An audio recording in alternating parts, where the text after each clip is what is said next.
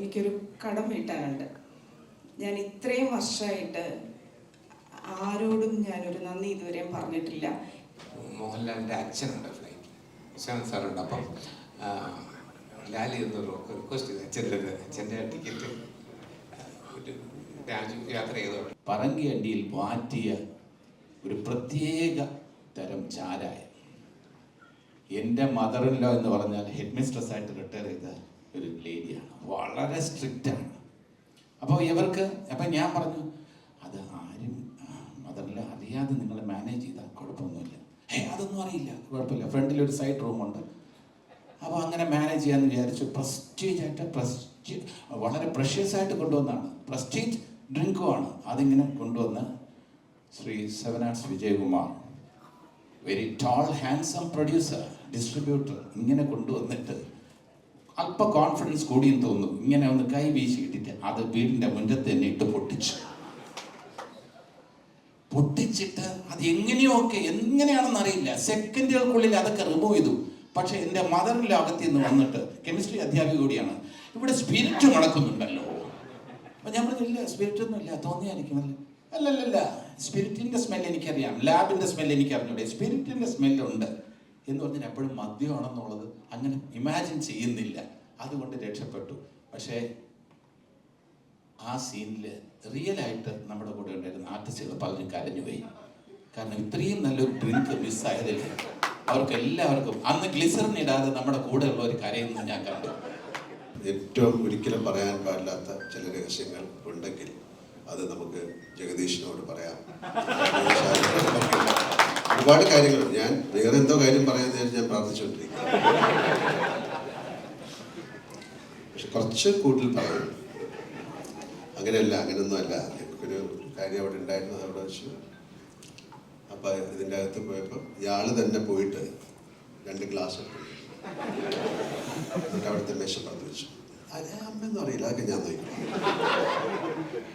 അപ്പം അമ്മ ഇങ്ങനെ എന്തോ നടന്ന് അങ്ങോട്ട് പോയിട്ട് തിരിച്ചു വന്നു. താഴെ 2 ഗ്ലാസ് ഇവിടെ വെച്ചിരിക്കണേ, ഇതുകൊണ്ട് അതെടുത്തോണ്ട് പോയി.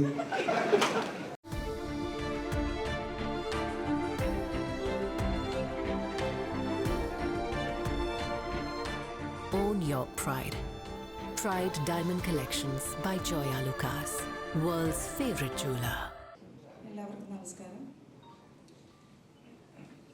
കിരീടം എന്ന സിനിമ ഇപ്പോൾ 37 ഇയേഴ്സായി റിലീസായിട്ട്. പക്ഷേ ഞാൻ എവിടെ പോവുകയാണെങ്കിലും ഇപ്പോഴും അതിലെ ദേവിയെ പറ്റിയാണ് എപ്പോഴും എന്നോട് ആൾക്കാർ പറയാറ്. അതെനിക്ക് അന്ന് തൊട്ട് ഇന്ന് വരെ അപ്രീസിയേഷൻ കിട്ടിയ ഒരു ക്യാരക്ടറാണ്.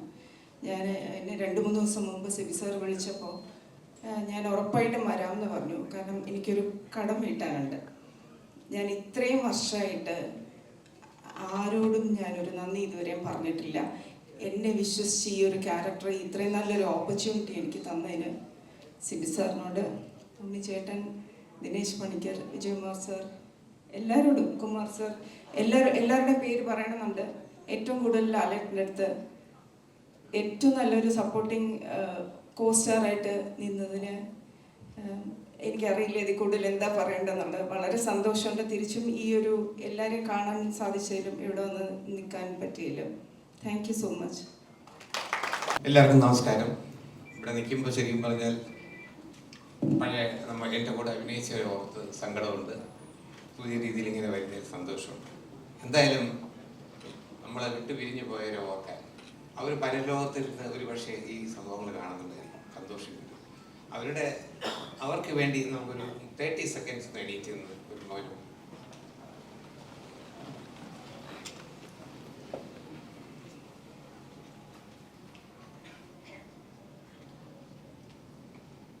ഓക്കെ,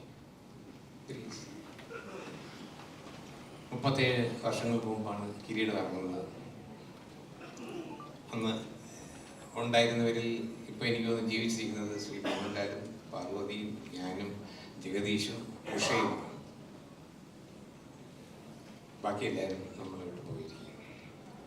അപ്പം ഇപ്പോഴും ഞാൻ ആ പടത്തിൻ്റെ കാര്യങ്ങളിൽ, സെറ്റിലെ കാര്യങ്ങളൊക്കെ ഞാൻ ആലോചിക്കുന്നു. അപ്പം സിബി മലയിൽ നിന്നുള്ള ഡയറക്ടർ കൂടെ ഞാൻ ആദ്യമായിട്ട് അഭിനയിക്കാൻ പോവുകയാണ്. അപ്പം ഞാൻ വിചാരിച്ചു, പുള്ളി എങ്ങനെയുള്ള ഒരാളായിരിക്കും, വളരെ സീരിയസ് ആയിരിക്കുമോ, അതും ഇങ്ങനെ സോഫ്റ്റായിട്ട് ഇങ്ങനെ നടക്കുന്നത്. ചിലർക്ക് സെറ്റ് ഇടില്ല വിനയം. അങ്ങനത്തെ ഒരാളാണോ അതോ ദേഷ്യക്കാരനാണോ നമുക്ക് അറിയാൻ പറ്റത്തില്ല. അപ്പോൾ ഒരു പടത്തിൻ്റെ ഷൂട്ടിങ് ചിത്രാഞ്ജലി നടക്കുമ്പോൾ അല്ല നെടുമുടി വേണു ഡയറക്റ്റ് ചെയ്യുന്ന ഒരു മലയാളത്തിലെ ആദ്യത്തെ ഒരു സീരിയൽ ഉണ്ടായിരുന്നു, കൈരളി വിലാസം. അപ്പോൾ അതിൻ്റെ ഷൂട്ടിംഗ് സമയത്ത് അവിടെ ഒരു കുരങ്ങനെ കൊണ്ട് കിട്ടി. അപ്പോൾ ആ സെറ്റിൽ എന്തോ ആവശ്യത്തിന് നെടുമുടി ഡയറക്റ്റ് ചെയ്യുന്നതായിട്ട് വേണു ഡയറക്റ്റ് ചെയ്യുന്നതായിട്ട് അരവിന്ദൻ വരുന്നു, ഡയറക്റ്റ് അരവിന്ദൻ. അപ്പോൾ അദ്ദേഹം വളരെ സോഫ്റ്റ്, അങ്ങനെ സംസാരിക്കുന്നൊന്നുമില്ല. അത് ഞാൻ വിചാരിച്ചു സെറ്റായിരിക്കും, ജീനിയസ്, അതുകൊണ്ടായിരിക്കും. അദ്ദേഹം അവിടെ സെറ്റിലോട്ട് വരുമ്പോഴത്തേക്ക് ഞാൻ അവിടെ കെട്ടിയിരുന്ന കുരങ്ങ് ചാടി അദ്ദേഹത്തിൻ്റെ തോളിൽ എന്നിട്ട് താടിയിൽ മുടിയിലൊക്കെ വിളിച്ചു വെച്ചു. ആരായാലും അയ്യോ അമ്മ അപ്പോൾ അത് ഒന്ന് പിടിച്ച് മാറിയെന്ന് പറയും. അപ്പോഴും അരവിന്ദൻ ആരാ എൻ്റെ ആൾ, ഇത് ഒന്ന് മാറ്റിക്കൂടെ, ആരാ ഇത് എന്ന് പറയും. അപ്പോഴത്തേക്ക് അതിനവിടെ കൊണ്ട് കെട്ടിയ ചെട്ടിയായിരുന്ന ഒരാൾ കുരങ്ങനെ പിടിച്ച് മാറ്റി. അപ്പോൾ അദ്ദേഹം ചോദിച്ചു എന്തിനാ ഇതിനെ വളർത്തുന്നത്? അപ്പോൾ ചെട്ടിയാരോ അണ്ണാ ഒരു കൗതുകം. അപ്പോൾ ഞാൻ വിചാരിച്ചു സിബിയാണ് അറിയാനുള്ളത്. അപ്പോൾ ഈ കിരീടത്തെ അഭിനയിച്ചുകൊണ്ടിരിക്കുന്ന സമയത്ത് ഒരു ദിവസം ബാലാജി സാറിൻ്റെ ബർത്ത്ഡേ ആണ് അന്ന്. അപ്പോൾ ചെന്നൈയിലേക്ക് പോകുന്നുണ്ട്. അപ്പോൾ ഞാൻ ശ്രീ മോഹൻലാലിനോട് ഞാനും പോയി, എന്നെ വിളിച്ചത്. അപ്പോൾ ഈവനിങ് ഫ്ലൈറ്റിന് പോകുന്നു, അവിടുത്തെ അന്നത്തെ ഡിന്നർ അറ്റൻഡ് ചെയ്ത് മോർണിംഗ് ഫ്ലൈറ്റിന് വരണം, സീനെ കൊള്ളാണ്.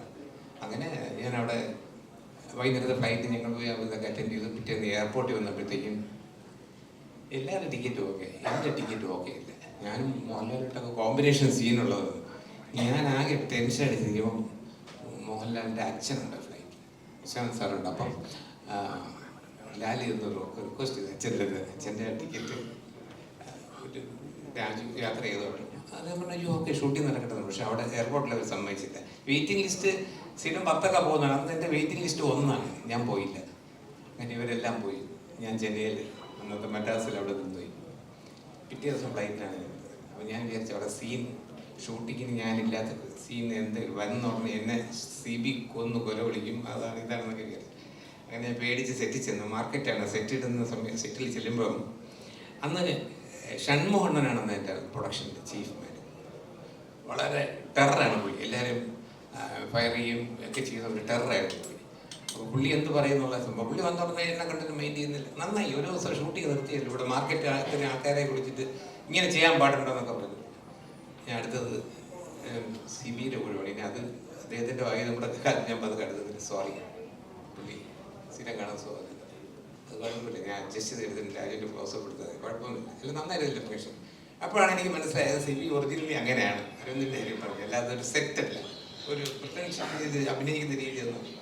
അത് അവിടെ നടന്നൊരു സംഭവം 37 വർഷം കൊണ്ട് ഞാൻ ആലോചിച്ചു. ഇപ്പം ഞാൻ എന്നെ കണ്ടപ്പോൾ എനിക്ക് ഇപ്പോൾ ഈ നിൽക്കുന്ന ആക്ഷനിൽ ഞാൻ പറഞ്ഞൊരു ഡയലോഗുണ്ട്, മോഹൻലാലിൻ്റെ എക്സ്പ്രഷൻ ജഗദീശൻ ചെന്നത് നല്ലൊരു അടി കണ്ടിട്ട് എത്ര കാലമായി എന്താ പറയുന്ന ഒരു ഷോർട്ടാണ് നിങ്ങൾ വിളിച്ചത്. എന്തായാലും കിരീടം ഒരു വലിയ ട്രെൻഡ് സെക്ടറായിരുന്നു അന്നത്തെ കാലത്ത്. ഇന്നും ആൾക്കാരുടെ നെഞ്ചിൽ നോവായിട്ട് നിൽക്കുന്ന ഒരു കഥാപാത്രമാണ് സേതു.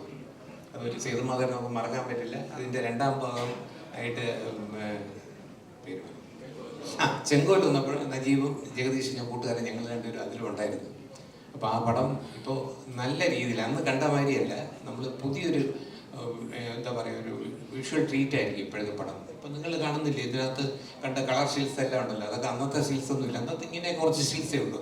പക്ഷെ നിങ്ങൾ ഇവിടെ കണ്ട ക്ലാരിറ്റി ഷീൽസ് എല്ലാം ഇവിടെ ബോണി അദ്ദേഹമാണ് ഇതിനെല്ലാം കറക്റ്റ് ചെയ്തേണ്ടത്. ഇപ്പോഴത്തെ അന്ന് ഡിജിറ്റൽ ക്യാമറയും ഇല്ല സ്റ്റില്ലെടുക്കാൻ പോയി.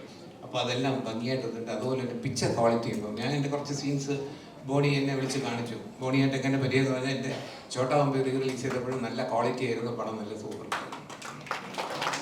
അതുപോലെ തന്നെ റിലീസിന് ഈ പടവും നല്ല അഴകായിട്ട് വന്നിട്ടുണ്ട് പടം നന്നായിട്ട്. അതൊരു തിയേറ്റർ എക്സ്പീരിയൻസ് ഉള്ള പടമായിരിക്കും. എന്തായാലും ഇവിടെ ഇന്ന് റിലീസ് ചെയ്യാൻ തോന്നിയവരുടെ മനസ്സിൽ കാര്യം നല്ല ചിത്രങ്ങൾ അങ്ങനെ വരണം. ഈ അന്നത്തെ ജനറേഷൻകാരെല്ലാം TV-യിലൊക്കെ എല്ലാം കണ്ടിട്ടുണ്ട്. ഇപ്പോഴത്തെ ജനറേഷൻകാർ അവരെല്ലാം ഈ പടം തിയേറ്ററിൽ കണ്ട് അവർ മനസ്സിലാക്കും. അപ്പം ഇങ്ങനെ ഒരു ചടങ്ങ് സംഘടിപ്പിച്ച എല്ലാവരും, ഉണ്ണി എൻ്റെ കൂടെ പഠിച്ചതാണ്, ജഗദീഷ് ഞങ്ങൾ ഒന്നിച്ച് പഠിച്ചതാണ്. ജഗദീഷ് എപ്പോഴും എല്ലാവരും പറഞ്ഞുകൊണ്ടിരുന്ന കാര്യം അത് ഞാൻ പറയട്ടെ. ജഗദീഷ് പറയുന്നുണ്ട് രാജു ഭാഗ്യവാനാണ്, എൻ്റെ കൂടെയും പഠിച്ചു, എൻ്റെ അനിയൻ്റെ കൂടെയും പഠിച്ചു. 6ാം ക്ലാസ്സിലൊന്ന് തോറ്റുപോയി, ഹിന്ദിക്ക് ഞാൻ വീക്കായിരുന്നു. പക്ഷെ ജഗദീഷ് ഇനി അത് പറയരുത്, ഞാൻ നാണം കിട്ടും പോകുന്നിടത്തൊക്കെ പ്ലീസ്. അപ്പോൾ ജഗദീഷ് എൻ്റെ അടുത്ത് പറയും അതൊക്കെ നിങ്ങൾ രാജു ഞാൻ ചെയ്യാം, പക്ഷെ രാജു വെളിയിൽ നടന്നിട്ട് നമ്മൾ ഒരേ പ്രായമാണെന്നുള്ള കാര്യം പറയരുത്. അത് ഞാൻ പറയില്ല. അപ്പോൾ എല്ലാവർക്കും നല്ല ചിത്രം വീണ്ടും കാണാൻ ഒരു അവസരം ഉപയോഗിക്കുന്നു. Thank you. എല്ലാവർക്കും നമസ്കാരം. കിരീടവുമായി എനിക്ക് ആത്മബന്ധമാണ്. ഒരുപാട് കാരണങ്ങളുണ്ട്. കിരീടം എന്ന ചിത്രത്തിലാണ് ലൊക്കേഷൻസ് എല്ലാം തന്നെ ലാൻഡ്മാർക്കായി മാറിയത്. കിരീടം പാലം, കിരീടം പലവ്യഞ്ജനക്കട, കിരീടം ജംഗ്ഷൻ, കിരീടം. എൻ്റെ വീട് കുറേ കാലം അറിയപ്പെട്ടിരുന്നത് കിരീടം ഷൂട്ട് ചെയ്ത വീടിൻ്റെ ഓപ്പോസിറ്റ് വന്നാൽ മതി ജഗദീഷിൻ്റെ വീട് മനസ്സിലാവുമെന്നാണ് പറഞ്ഞത്. അങ്ങനെ ലാൻഡ്മാർക്ക്. കിരീടം ഉണ്ണി, കിരീടം ആ സിനിമയുടെ പേരിൽ തന്നെ കിരീടം ഉണ്ണി. ഉണ്ണി ദിനേശും എൻ്റെ ആത്മാർത്ഥ സുഹൃത്തുക്കളാണ്. ഉണ്ണി എൻ്റെ കൂടെ പഠിച്ചാണ്. ദിനേശ് അന്ന് വീഡിയോ കാസറ്റ് ലൈബ്രറി നടത്തിയിരുന്ന, ചാനൽ 12 എന്ന് പറയുന്ന ലൈബ്രറി നടത്തിയിരുന്ന ദിനേശ്. അങ്ങനെ ഒരുപാട് പടങ്ങൾ ദിനേശിൻ്റെ ലൈബ്രറിയിൽ നിന്നാണ് ഞാൻ എടുത്ത് കണ്ടിട്ടുള്ളത്. പിന്നെ അടുത്ത സംഭവം എന്ന് പറയുന്നത് സെബി. എൻ്റെ ആദ്യ കഥ ശ്രീനിവാസൻ തിരക്കഥയാക്കുമ്പോൾ അതിന് സംവിധായകനായി വന്നത് സെബി മലയിലാണ്. ഓടത്തമ്മ വാളറിയാം എന്ന് എൻ്റെ ആദ്യ അല്ലെങ്കിൽ രണ്ടാമത്തെ ചിത്രത്തിൻ്റെ അസോസിയേറ്റ് ഡയറക്ടറായിരുന്നു. ആ രീതിയിലെല്ലാം തന്നെ ആത്മബന്ധമുണ്ട്. സെവനാർട്സ് വിജയകുമാർ എന്ന് പറയുന്ന വ്യക്തി തിരുവനന്തപുരത്തുള്ള നമ്മുടെ സുഹൃത്തുക്കൾക്ക് എല്ലാവർക്കും തന്നെ പ്രിയദർശൻ പരിചയപ്പെടുത്തി തന്ന വലിയ പ്രൊഡ്യൂസർ ആൻഡ് ഡിസ്ട്രിബ്യൂട്ടറാണ്. കലാഹൃദയമുള്ള ഒരു ഡിസ്ട്രിബ്യൂട്ടർ. എന്താ പറയുക, എ ട്രൂ ജെന്റിൽമാൻ. എല്ലാ അർത്ഥത്തിലും വളരെ സ്വീറ്റ് ആയിട്ടുള്ള ബിഹേവിയർ. ഏത് ടെൻഷനും, എന്ത് ടെൻഷൻ വന്നാലും അതൊന്നും മുഖത്ത് പ്രകടിപ്പിക്കാതെ ലെറ്റ്സ് സീ ജയ് ദേഖേഗാ കോയി ബാത് നഹീ. വിദേശമായിരുന്നുകൊണ്ട് ഹിന്ദിയൊക്കെ ഒരുപാട് സംസാരിക്കും. ഹാജി എല്ലാത്തിനും ആരംഭിച്ചു. പിന്നെ മോഹൻലാലിൻ്റെ ജ്യേഷ്ഠൻ എൻ്റെ കൂടെ പഠിച്ചതാണ് പ്യാർലാൽ. അന്ന് തൊട്ട് ആ കുട്ടിക്കാലം മുതൽ തന്നെ മോഹൻലാലിനെ എനിക്ക് അടുത്ത പരിചയമുണ്ട്. പ്രിയദർശനെ അറിയാം, MG ശ്രീകുമാറിനെ അറിയാം. അങ്ങനെ തിരുവനന്തപുരത്ത് തൈക്കാട് പ്രദേശത്തുള്ള എല്ലാവരും അറിയാം. രസകരമായിട്ടുള്ള സംഭവങ്ങൾ മണിയമ്പള രാജു പറഞ്ഞു. കിരീടവുമായി ബന്ധപ്പെട്ട ഒരു രസകരമായ സംഭവം എന്ന് പറയുന്നത്, എൻ്റെ വീടിൻ്റെ അടുത്ത് ഉള്ള ഒരു കടയിലാണ് നൈറ്റിൽ ലാല് സേതുമാധവൻ ഉറങ്ങിക്കിടക്കുന്നത്. തിലകൻ ചേട്ടൻ വന്ന് ടോർച്ചടിച്ച് നോക്കുന്നത്. അതേപോലുള്ള ആ സീനുകൾ ഷൂട്ട് ചെയ്യുമ്പോൾ ഒരു വിദ്യാർത്ഥിയെ പോലെ ഞാൻ നോക്കി നിൽക്കുമായിരുന്നു. ക്യാമറമാൻ കുമാറിൻ്റെ അതിവിദഗ്ധമായ ക്യാമറ വർക്ക്, ക്യാമറ ചലിപ്പിച്ചുകൊണ്ടിരിക്കുമ്പോൾ മോഹൻലാലിൻ്റെയും തിലകൻ ചേട്ടൻ്റെയും മുഖത്ത് മിന്നി മറയുന്ന വികാരങ്ങൾ ഒരു വിദ്യാർത്ഥി എന്ന നിലയിൽ, ഒരു തുടക്കക്കാരൻ എന്ന നിലയിൽ അത്ഭുതത്തോടെ, ആവേശത്തോടെ ഞാൻ നോക്കി കണ്ടിട്ടുണ്ട്. ആ മാർക്കറ്റ് ഫൈറ്റ് എന്നൊക്കെ പറയുന്ന ആ സമയത്തുള്ള ഗ്ലിസറിൻ ഇടാതെ തിലകൻ ചേട്ടനും മോഹൻലാലും ഒക്കെ അഭിനയിക്കുന്നത് കണ്ട് കോരിത്തരിച്ചിട്ടുണ്ട്. സിനിമയെ എങ്ങനെ സമീപിക്കണം എന്ന് മോഹൻലാലിൽ നിന്നും ഒരുപാട് പഠിക്കാൻ കഴിഞ്ഞ ചില നിമിഷങ്ങളാണ് കിരീടത്തിൻ്റെ ഷൂട്ടിങ്ങുമായി ബന്ധപ്പെട്ട് എനിക്കുണ്ടായത്. അതൊരിക്കലും മറക്കാൻ കഴിയില്ല. കാരണം എത്ര പെട്ടെന്നാണ് ആ മുഖത്തെ വികാരങ്ങൾ മിന്നി മറയുന്നത്. നമ്മുടെ കൂടെ അഭിനയിക്കുമ്പോൾ, സുരേഷിൻ്റെ കൂടെയും മജീദിൻ്റെ കൂടെ അഭിനയിക്കുമ്പോൾ ജോബിയിലായിട്ട് അഭിനയിക്കുന്ന സേതുമാധവൻ, സൈക്കിൾ പിടിച്ച് എന്നെ താഴെ തള്ളിയിടുന്ന സേതുമാധവൻ, സിറ്റുവേഷൻ അനുസരിച്ച് ആ മുഖത്ത് മാറുന്ന ഓരോ വികാരങ്ങളും, സേതുമാധവന്റെ മുഖത്ത് മിന്നി മറയുന്ന ഓരോ വികാരവും. ആദ്യത്തെ സീനിൽ സബ് ഇൻസ്പെക്ടറായിട്ട് വരുന്ന ആ അച്ഛൻ്റെ സ്വപ്നം, ആ സ്വപ്നം തകരുന്ന ആ സീനൊക്കെ നമുക്ക് സത്യം പറഞ്ഞാൽ വളരെ ഇമോഷണലായിട്ട്, ഇന്ന് കണ്ടായിരുന്നാലും ആർക്കും വളരെ ഇമോഷണലായിട്ട് മാത്രമേ കാണാൻ കഴിയൂ. ലോഹിതദാസ് എന്ന ആ വലിയ എഴുത്തുകാരൻ്റെ മനസ്സിൽ ഒരു സാധാരണക്കാരൻ സ്വപ്നങ്ങളുമായി ജീവിക്കുന്ന സേതുമാധവൻ നാളെ മകൻ സബ് ഇൻസ്പെക്ടർ ആവും, പോലീസ് ഫോഴ്സിൽ എന്നെക്കാളും ഉയർന്ന ഉദ്യോഗസ്ഥനായി മാറുന്ന സ്വപ്നം കാണുന്ന അച്യുതൻ നായരുടെ ആ സ്വപ്നം തകർന്നടിയുന്നത് കാണുമ്പോൾ ഏത് പ്രേക്ഷകന്റെയും മനസ്സിലായി ഒരു നൊമ്പരമായി തന്നെ ഉണ്ടാവും. അത് ഒരു സാധാരണക്കാരൻ്റെ ആക്ഷൻ ചിത്രമാണ്. അത് ട്രൂ ടു ലൈഫ് ആക്ഷൻ പിക്ചറാണ്. അതിലെ ഓരോ രംഗവും എവിടെയും നടക്കാവുന്ന കാര്യങ്ങളാണ്. അതൊരു കലാസൃഷ്ടി എന്ന നിലയിൽ മാത്രം അല്പം എക്സാജറേഷൻ ഉണ്ടായിരിക്കാം. ബാക്കി എല്ലാം ട്രൂ ടു ലൈഫ് ഫിലിമാണ് കിരീടം. ഇനി രസകരമായ അനുഭവത്തിലേക്ക് വരാം. എൻ്റെ വീട്ടിൻ്റെ അടുത്തുള്ള ഈ നൈറ്റ് സീക്വൻസ്, ലാല് ആ കട വരാന്തിയിൽ കിടന്നുറങ്ങുമ്പോൾ തിലകൻ ചേട്ടൻ ടോർച്ചടിച്ച് നോക്കുന്ന ആ സീൻ ഷൂട്ട് ചെയ്യുന്നതിൻ്റെ അന്ന് എൻ്റെ വീട്ടിലായിരുന്നു ഇവരെല്ലാം ഉണ്ടായിരുന്നത്. ഇപ്പം മോഹൻലാലിൻ്റെ ഏറ്റവും അടുത്ത ഒരു സുഹൃത്ത് വളരെ പ്രഷ്യസ് ആയിട്ടുള്ള ഒരു നിധിയായിട്ടൊരു കാര്യം കൊണ്ടുവന്നു. പറങ്കിയണ്ടിയിൽ വാറ്റിയ ഒരു പ്രത്യേക തരം ചാരായം. എൻ്റെ മദർ ഇൻ ലോ എന്ന് പറഞ്ഞാൽ ഹെഡ് മിസ്ട്രസ് ആയിട്ട് റിട്ടയർ ചെയ്ത ഒരു ലേഡിയാണ്, വളരെ സ്ട്രിക്റ്റാണ്. അപ്പോൾ അപ്പം ഞാൻ പറഞ്ഞു അത് ആരും മദറിൽ അറിയാതെ നിങ്ങൾ മാനേജ് ചെയ്താൽ കുഴപ്പമൊന്നുമില്ല. അതൊന്നും അറിയില്ല, കുഴപ്പമില്ല, ഫ്രണ്ടിലൊരു സൈഡ് റൂമുണ്ട്. അപ്പോൾ അങ്ങനെ മാനേജ് ചെയ്യാമെന്ന് വിചാരിച്ചു. വളരെ പ്രഷ്യസ് ആയിട്ട് കൊണ്ടുവന്നാണ്, പ്രസ്റ്റീജ് ഡ്രിങ്കുമാണ്. അതിങ്ങനെ കൊണ്ടുവന്ന് Shri 7 Arts Vijayakumar, very tall handsome producer, distributor, ഇങ്ങനെ കൊണ്ടുവന്നിട്ട് അല്പ കോൺഫിഡൻസ് കൂടിയെന്ന് തോന്നുന്നു, ഇങ്ങനെ ഒന്ന് കൈ വീശി ഇട്ടിട്ട് അത് വീടിൻ്റെ മുറ്റത്ത് തന്നെ ഇട്ട് പൊട്ടിച്ചിട്ട് അത് എങ്ങനെയാണെന്ന് അറിയില്ല, സെക്കൻഡുകൾക്കുള്ളിൽ അതൊക്കെ റിമൂവ് ചെയ്തു. പക്ഷെ എൻ്റെ മദർ ലോകത്തിൽ നിന്ന് വന്നിട്ട് കെമിസ്ട്രി അധ്യാപിക കൂടിയാണ്, ഇവിടെ സ്പിരിറ്റ് മണക്കുന്നുണ്ടല്ലോ. അപ്പം ഞാൻ പറഞ്ഞില്ല, സ്പിരിറ്റ് ഒന്നും ഇല്ല, തോന്നിയായിരിക്കുമല്ലോ. അല്ലല്ല, സ്പിരിറ്റിൻ്റെ സ്മെല്ല് എനിക്കറിയാം, ലാബിൻ്റെ സ്മെല്ല് എനിക്ക് അറിഞ്ഞൂടെ, സ്പിരിറ്റിൻ്റെ സ്മെല്ലുണ്ട് എന്ന് പറഞ്ഞാൽ എപ്പോഴും മദ്യമാണെന്നുള്ളത് അങ്ങനെ ഇമാജിൻ ചെയ്യുന്നില്ല. അതുകൊണ്ട് രക്ഷപ്പെട്ടു.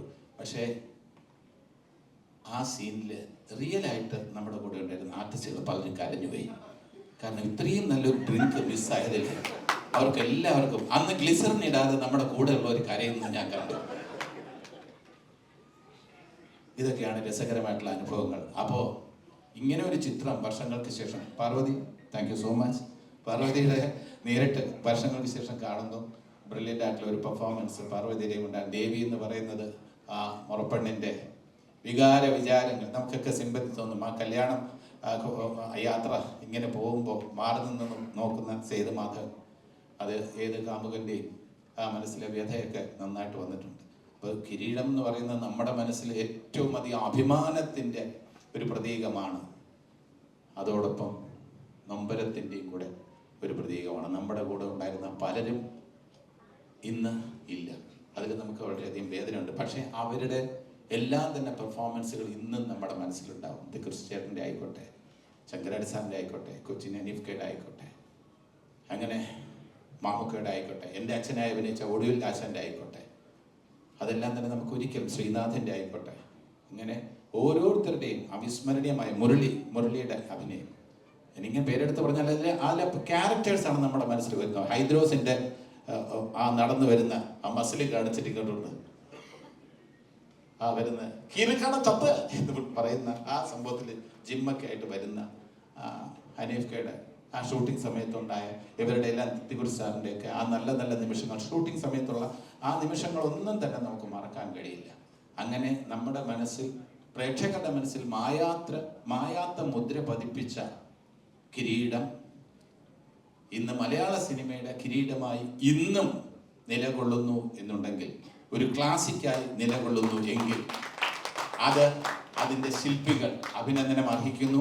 മലയാള സിനിമ അവരോട് കടപ്പെട്ടിരിക്കുന്നു. നന്ദി, താങ്ക് യു സോ മച്ച്.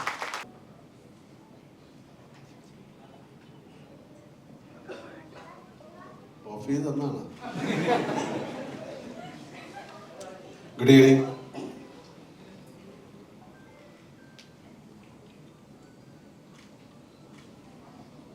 മലയാളികൾ ഇത്രയധികം സെലിബ്രേറ്റ് ചെയ്ത ഒരു സിനിമ ഉണ്ടോ എന്ന് എനിക്ക് സംശയമാണ്. ഇപ്പോഴും അതിൻ്റെ സെലിബ്രേഷൻ നടക്കുന്നു എന്ന് പറയുന്നത് ഒരു അത്ഭുതമാണ്. ചില കാര്യങ്ങൾ അങ്ങനെയാണ്, അതിന് പകരം വയ്ക്കാൻ പറ്റാതാകും. ചില അത്ഭുതങ്ങൾ സംഭവിക്കും. അങ്ങനെ സംഭവിച്ച സിനിമയിലെ ഒരു അത്ഭുതമാണ് കിരീടം എന്നാണ് ഞാൻ വിശ്വസിക്കുന്നത്.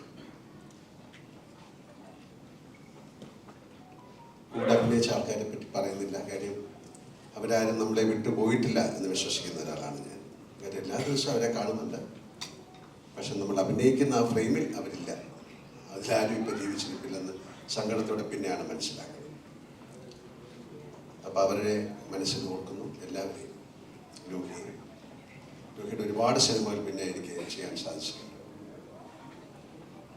ഇങ്ങനെ പറയുമ്പോഴാണ് പല കാര്യങ്ങളും ഞാൻ ഓർക്കുന്നത്. തൂവാനത്തുമ്പികളുടെ സെറ്റിൽ എന്ന് ഞാൻ പാർവതിയായിട്ട് അഭിനയിക്കുന്ന സിനിമയാണ്. അവിടെയാണ് വന്ന് ഇതിൻ്റെ കഥ പറയുന്നു, അല്ലെങ്കിൽ ഇങ്ങനൊരു സിനിമ ഉണ്ടാകും എന്ന് പറയുന്നതൊക്കെ ഞാനിപ്പോഴാണ് മനസ്സിലാക്കി. ഞാൻ മറന്നുപോയി. എല്ലാവരുമായിട്ടും വളരെയധികം സ്നേഹബന്ധം അതിപ്പോഴും തുടരുന്നു. ഇങ്ങനൊരു സിനിമ നിർമ്മിക്കാൻ തയ്യാറാകുക എന്ന് പറയുന്നത് തന്നെ ഭാഗ്യമാണ്. അപ്പോൾ ഇങ്ങനൊരു സിനിമ നിർമ്മിച്ചതിന് വേണ്ടി ദിനേശ്, ഇപ്പം ഞാൻ നിങ്ങളെ നന്ദി പറയുന്നു. വിജയകുമാർ, സിബി, അല്ലെങ്കിൽ കുമാർ, കൈതപ്പുറം സാർ, ശ്രീകുട്ടൻ, ഇതിൽ അഭിനയിച്ച എല്ലാവരും, ഇരിക്കുന്ന എല്ലാവരും, ഇതിൻ്റെ പുറകിൽ പ്രവർത്തിച്ച എല്ലാവരും ഞാൻ ഈ സമയം ബിഗ് താങ്ക്സ് ടു NFDC. അതാണ് ഏറ്റവും വലിയ താങ്ക്സ് പറയേണ്ടത്. പലപ്പോഴും നമ്മുടെ സിനിമയുടെ ഒരു റെസ്റ്റോറേഷൻ ഒന്നും നമുക്കില്ല. ഒരുപാട് സിനിമകൾ നമ്മുടെ സിനിമകൾ നഷ്ടപ്പെട്ടു പോയി, അതിൻ്റെ പ്രിൻ്റുകളൊന്നുമില്ല. പക്ഷേ ഇതാണ് ഇതിൻ്റെ അതിൻ്റെ ഒരു നന്മ കൊണ്ട് മാത്രമായിരിക്കാം എനിക്ക് തോന്നുന്നത് നാഷണൽ അവാർഡൊക്കെ കിട്ടിയത് കൊണ്ട് അതിൻ്റെ ഒരു പ്രിൻ്റ് ആർക്കൈവ്സിലേക്ക് പോയതായിരിക്കും. എനിക്ക് ഏറ്റവും സന്തോഷകരമായ ഒരു കാര്യം എന്ന് പറയുന്നത്, ഞാൻ സിനിമയിൽ അടുത്ത വർഷം കഴിഞ്ഞാൽ 50 വർഷമായി. അപ്പോൾ ആദ്യത്തെ സിനിമ കഴിഞ്ഞ് പിന്നെ രണ്ടാമത് മഞ്ഞൾ വിരിഞ്ഞ പൂക്കൾ എന്ന സിനിമയിലേക്ക് അതിൻ്റെ അവസാന ദിവസമാണ് ഞാൻ പോകുന്നത്. നമുക്ക് അറിയാവുന്ന കാര്യമായിരിക്കും. അങ്ങനെ അവിടെ ചെന്ന് എന്നോട് അഭിനയിക്കാൻ പറഞ്ഞു, ഒരു സീൻ തന്നിട്ട് അഭിനയിക്കാൻ പറഞ്ഞു. അന്ന് അതിലെ ഡയറക്ടർ ഫാസിലുണ്ട്, പിന്നെ ജിജോയുണ്ട്, ഷിബി മലയിലുണ്ട്, വേറെ കുറച്ച് ആൾക്കാരുണ്ട്. അങ്ങനെ ആ സീനൊക്കെ അഭിനയിച്ച് കഴിഞ്ഞിട്ട് പലപ്പോഴും പറഞ്ഞിട്ടുള്ള കാര്യമാണ്, പക്ഷേ ഈ സമയത്ത് അത് പറയാതിരിക്കാൻ പറ്റുന്നില്ല, അതുകൊണ്ട് പറയാണ്. അത് കഴിഞ്ഞ് 10ലാണ് മാർക്ക് ഇടുന്നത്, 10 അല്ലെങ്കിൽ 100ലാണ് മാർക്ക് ഇടുന്നത്. അങ്ങനെ ഓരോരുത്തർ മാർക്ക് ഇട്ടു. അന്ന് എനിക്ക് ഏറ്റവും നല്ല മാർക്ക് തന്ന് എന്നെ സഹായിച്ച ആളാണ് സിബി. 2 മാർക്ക്, 100ൽ 2 മാർക്ക് തന്നു. പക്ഷെ അദ്ദേഹം എനിക്ക് പിൽക്കാലത്ത് 2 നാഷണൽ അവാർഡ് തന്നു. എൻ്റെ ആദ്യത്തെ നാഷണൽ അവാർഡ് കിരീടത്തിനായിരുന്നു, അന്നത്തെ സ്റ്റേറ്റ് അവാർഡ്. അതുപോലെ അടുത്തത് ഭാരതം, അന്നും നാഷണൽ അവാർഡാണ്, അത് കഴിഞ്ഞ സ്റ്റേറ്റ് അവാർഡാണ്. ശരി, താങ്ക് യു സോ മച്ച്. അതായത് നമ്മൾ ഒരുപാട് നല്ല സിനിമകൾ ചെയ്യാൻ സാധിച്ചു. പിന്നെ സിനിമയുടെ പല മാറ്റത്തിലൂടെയൊക്കെ ഓരോരുത്തർ സഞ്ചരിക്കുന്നു. അതിൻ്റെതായിട്ടുള്ള പിന്നെ മാറ്റങ്ങൾ സിനിമയിലുണ്ടാകുന്നു. അതിനെക്കുറിച്ച് ഞാനിപ്പോൾ പറയുന്നില്ല. അതിലെ ഗാനം, ഇത്രയും മനസ്സിൽ കൊള്ളുന്ന ഒരു ഗാനം, പിന്നെ മലയാളത്തിൽ ഒരുപാട് ഗാനങ്ങൾ ഉണ്ടായിട്ടുണ്ടെങ്കിൽ ഇപ്പോഴും ആ കണ്ണീർ പൂവിൻ്റെ കവിളിൽ തലോടി എന്ന് പറയുന്ന ആ ഗാനം എത്രയോ ആൾക്കാരുടെ ഹൃദയത്തിൽ ഇപ്പോഴും ഒരു ദിവസമെങ്കിലും ആ പാട്ട് കേൾക്കാതെ ആ ഒരു മലയാളി ജീവിക്കാൻ പറ്റുമെന്ന് എനിക്ക് തോന്നുന്നില്ല. അതിൽ കൈതപ്പുറം സാർ, അത് നമുക്ക് പറയാൻ പറ്റുന്നില്ല, ആ അമ്മയുടെ ഇമോഷൻസ്, ശ്രീകുട്ടൻ, എല്ലാവരെയും ഞാൻ ഓർക്കുന്നു. ഒരുപാട് സന്തോഷം. കാര്യം 37 വർഷം കഴിഞ്ഞിട്ട് നമ്മുടെ സിനിമ വീണ്ടും റിലീസാകുക എന്ന് പറയുന്നതിൻ്റെ സന്തോഷം. പക്ഷേ ഇങ്ങനെ ഒരു സിനിമ സംഭവിക്കുക എന്ന് പറഞ്ഞാൽ ഏറ്റവും കൂടുതൽ ആഘോഷിക്കപ്പെടുകയും മനസ്സിൽ കൊണ്ട് നടക്കുകയും ചെയ്യുന്ന ഒരു cinema.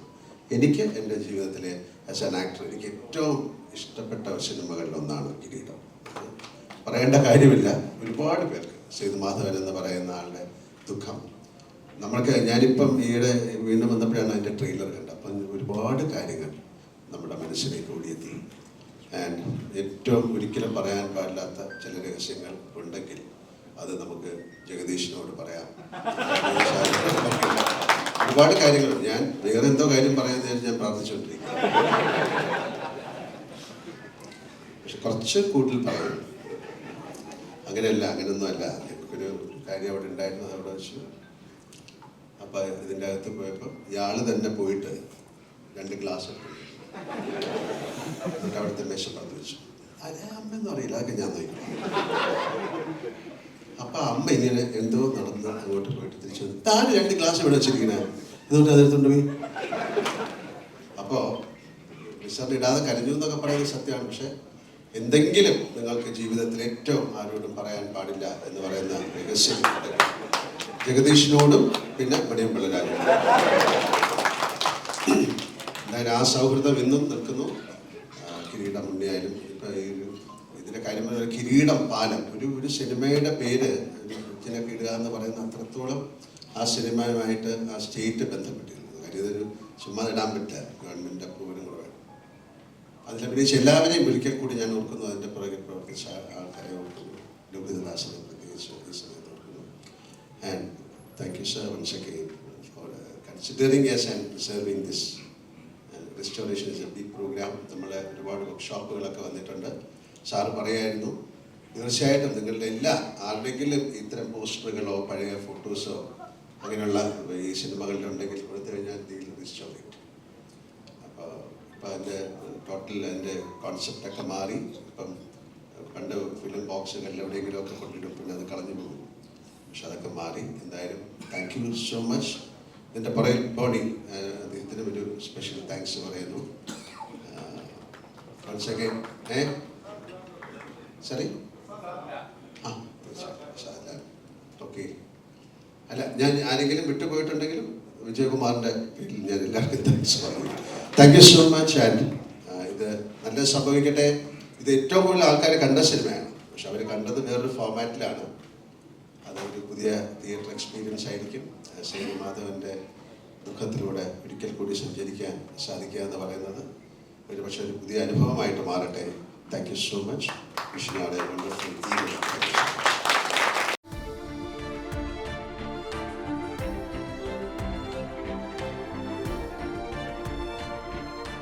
Own your pride. Pride Diamond Collections by Joya Lucas, world's favorite jeweler.